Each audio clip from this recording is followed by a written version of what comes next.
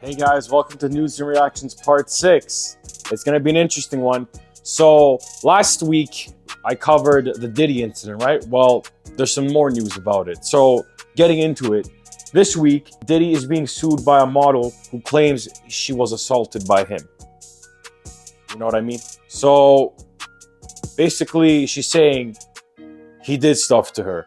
And sources are saying from here that she claimed in the lawsuit when she was 22, she was invited to a men's fashion week event at Capriani downtown in New York City. Met Diddy at the event and then he invited her back to his studio. She then says shortly after their arrival, Diddy and several other colleagues were drinking Hennessy and passing around joints, right? She took a hit, which she said was very powerful. So this is leading up to the allegations that he laces his stuff with other substances and felt if she was floating. She claims the joint had been laced with something, as I just stated. Diddy then demanded she follow him to the bathroom, and you guys can assume what happens from there. So, you know, if you guys aren't well aware that this week he also issued an apology, right? Now, an interesting fact about that video is based on a previous lawsuit, Diddy cannot mention the name of Cassie and vice versa. It was a legal binding document contract. So if you notice in his video, he's not really saying directly Cassie, he's just apologizing in general for all his actions, right? So not only can that film not be used against them, but they can't even mention their names based on prior allegations and all that stuff. So things aren't looking good for Diddy, man. Like, things are stacking up against him and it's not looking really good, right? There's differences between allegations and actual facts. We've seen the video, now a spur of other stuff is just coming. So, I mean, there's more to come for sure. And on the subject of that apology video that he issued, Cassie's attorney responds to Diddy's apology video. He states, Diddy's most recent statement is more about himself than many other people he has hurt. When Cassie and multiple other women came forward, he denied everything and suggested that his victims were looking for a payday.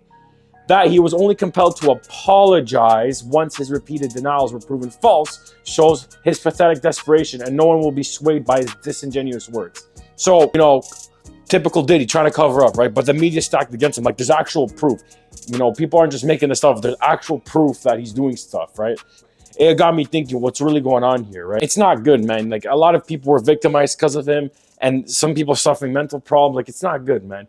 Now, on the topic of that video, Cassie breaks her silence after the hotel video was leaked, or released. So basically, she was saying, thank you for all the love and support from my family, friends, strangers, and those I have yet to meet. The outpouring of love has created a place for my younger self to settle and feel safe for now. But this is only the beginning. Domestic violence is the issue. It broke me down to someone I never thought I would become. With a lot of hard work, I am better today, but I will always be recovering from my past. Thank you to everyone that has taken the time to take this matter seriously. My only ask is that everyone open your heart to believing victims for the first time. It takes a lot of heart to tell the truth out of a situation that you were powerless in. I offer my hand to those that are still living near. Reach out to your people. Don't cut them off. No one should carry this weight alone. This healing journey is never ending, but this support means everything to me. Thank you, love always, Cassie. So she's basically saying, believe people for the first time. If someone's allegedly, you know, targeting somebody, saying that they did this to them, more or less likely could be true, could be not. But I'm not here to pick sides. I'm not here to make stuff up. I'm going based on sources, news, and what's going on. And, you know, there's a lot of evidence stacked against Diddy that it's not looking good at the end of the day. But at the same time, you know, women being beat up and abused should be really more known, and that stuff should never happen. Like, I don't approve of it, right? I don't agree whatever happened. You know, women are humans just like men, and they deserve to be treated with respect equally. All of us should. And I stand firm on that belief. So when I see this stuff happening, it doesn't sit well with my soul. But, you know, I don't control other people. I can only control my actions and just make it more known that, you know, follow a good path in life. Don't go down a dark path. You know, I know we got our demons and stuff, but don't ever sway from your path. But yeah, man, all the best to Cassie and all the best to other people that have affected by Diddy's stuff that he's done in his past. So you're gonna like this one. On top of that stuff now, Diddy is facing another lawsuit.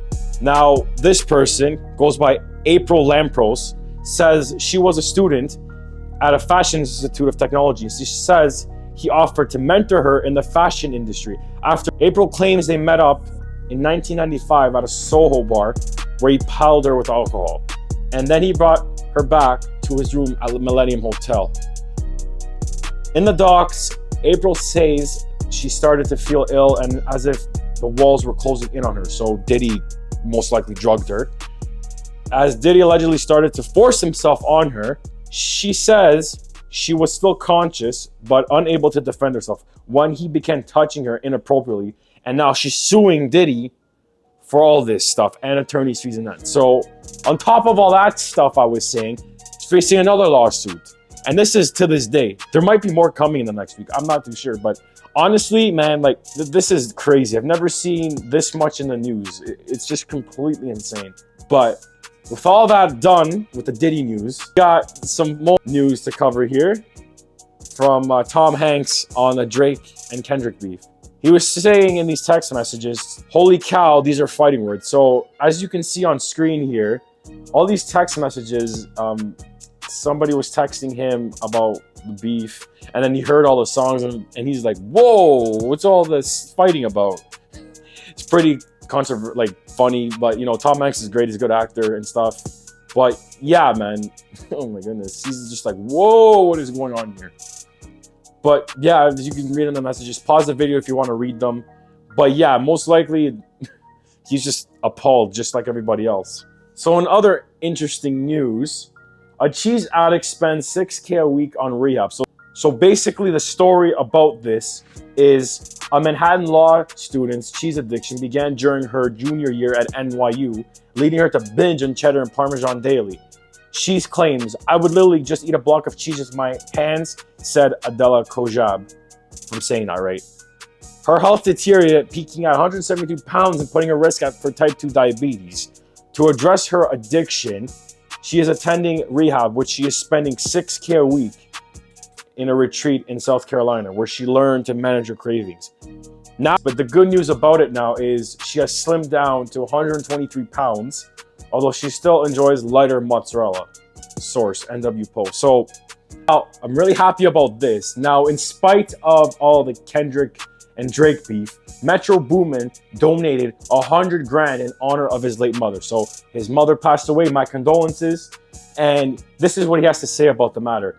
I've seen firsthand the work that goes into being a single mother. Mine was my inspiration and my hero, said Metro in a statement. It's very important to me that we pay it forward because I see the same resilience and dedication in the women these organizations work with. Rest in peace, Mama Metro.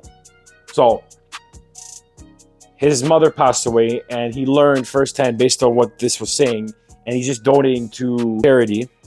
I'm not sure what it is, it doesn't say, but he's just donating 100, which is good, right? He's just saying that his mother was his inspiration. His mother gave him strength to press on, and now he's paying it forward by making that donation. So rest in peace, Mama Metro, and thank you, Metro, for donating to whoever charity you chose. I appreciate it, and they appreciate it, and I like seeing people pay forward in life. It gives me a sense of happiness to see that. On to another good news.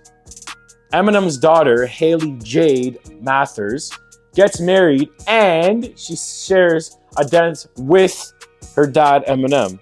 And I'm thinking, whoa, Eminem dancing? But I know it's his daughter's wedding, but that's 27 years old, and she got married to this person. I'm not sure who it is, but you know, obviously Eminem approves. They're getting married, so I'm happy for them, right? All the best to them.